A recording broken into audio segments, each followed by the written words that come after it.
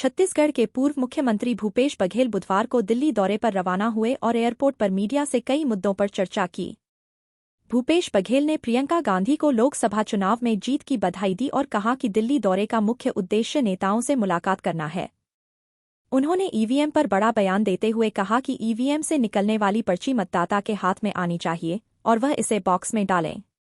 29 नवंबर को होने वाली सीडब्ल्यूसी मीटिंग में महत्वपूर्ण निर्णय की उम्मीद जताई। उन्होंने हाल ही में हुए चुनाव परिणामों पर भी सवाल उठाए और कहा कि कांग्रेस ईवीएम से चुनाव का विरोध करेगी। दादी की दादी। अरे क्या उम्र थी? 75 अराउंड थी, वो बेड पे थी लगभग। सर दिल्ली जा रहे हैं। दिल्ली कोई खास नहीं, नेताओं से मुलाकात हुई, खड़गे साहब से। प्रियंका जी जीत के आई हैं तो उसे बधाई भी देना है। सर ईवीएम को लेकर सुप्रीम कोर्ट कह रही है कि आप जीतते तो ईवीएम ठीक और हारते हैं तो छेड़छाड़ हुई। देखिए किसने लगाया, उसमें क्या क्या मैटर थे, इसके बारे में मुझे कोई जानकारी नहीं है, इसलिए सुप्रीम कोर्ट के इस निर्णय का उसके बारे में कोई टिप्पणी नहीं करूँगा। लेकिन ईवीएम के सवाल तो हैं।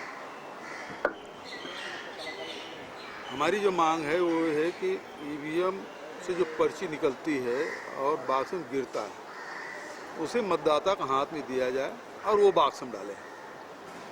इतना करने में सुप्रीम कोर्ट की क्या आपत्ति हो सकती है? निर्देश देने में प्रक्रिया वही है।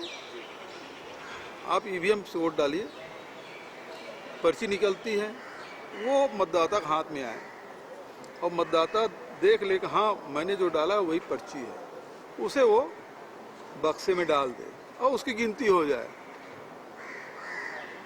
तो इसमें न निर्वाचन आयोग को तकलीफ होना चाहिए, न ही सुप्रीम कोर्ट को भी तकलीफ होना चाहिए। ईवीएम को लेकर के कवासी नगमा ने कहा, कल खड़गे जी ने भी इसी तरीके से बातचीत की, तो क्या कांग्रेस आने वाले चुनाव में इसमें पार्टिसिपेट नहीं करेगी? देखिए अभी 29 तारीख को सीडब्ल्यूसी की मीटिंग है और उसमें कुछ ठोस निर्णय होगा ऐसा मैं मानता हूं, क्योंकि अध्यक्ष जी ने जिस प्रकार से संविधान दिवस के दिन जो उन्होंने वक्तव्य दिया है उससे ये स्पष्ट है कि हम उस दिशा में बढ़ रहे हैं। क्योंकि चाहे वो छत्तीसगढ़ हो, हरियाणा हो, चाहे महाराष्ट्र हो, चुनाव है वो किसी के गले उतरने वाले रिजल्ट नहीं है। जहाँ यही कुरूद में जो प्रत्याशी है उसके घर में 6 वोट है, उसको 1 वोट नहीं मिला, ये कैसे संभव हो सकता है? वहाँ महाराष्ट्र में जिस गांव में लोकसभा में जीते थे, जिस पोलिंग बूथ में, वहाँ 0 वोट मिल रहा है कांग्रेस को, कैसे संभव है? और सबसे बड़ी बात यह है कि जब हम बैलेट पेपर से चुनाव कराते थे तो शाम तक के, देर रात तक के हमको ये पता चल जाता था कितना मतदान हुआ। आज ईवीएम इलेक्ट्रॉनिक युग है और उसमें ईवीएम से वोटिंग होने के बाद भी जो आंकड़े शाम को 6 बजे बताया जाता है, दूसरे दिन वो आंकड़े बदल जाते हैं, तीसरे दिन और बदल जाता है और डिफरेंस थोड़ा बहुत नहीं, मतलब वो लाखों करोड़ों में है।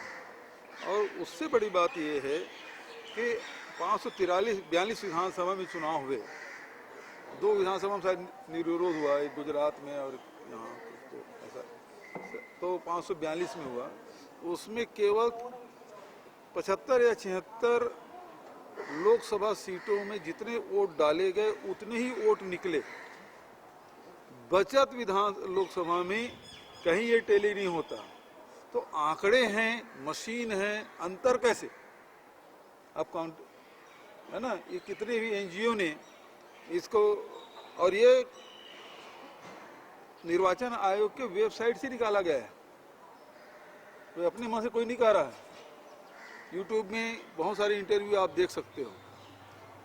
तो इसमें आदमी जोड़े घटाए तो समझ आता है कि गलत हो गया, लेकिन मशीन यदि जोड़े घटाए उसके बाद ही गलत हो जाए तो फिर ये कैसा चुनाव है?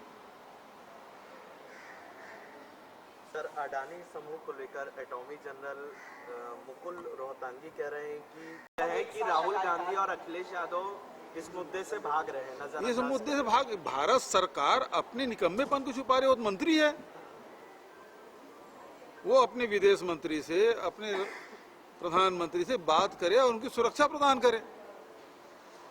क्यों नहीं कर रही है? और भारत सरकार का स्टैंड क्या है?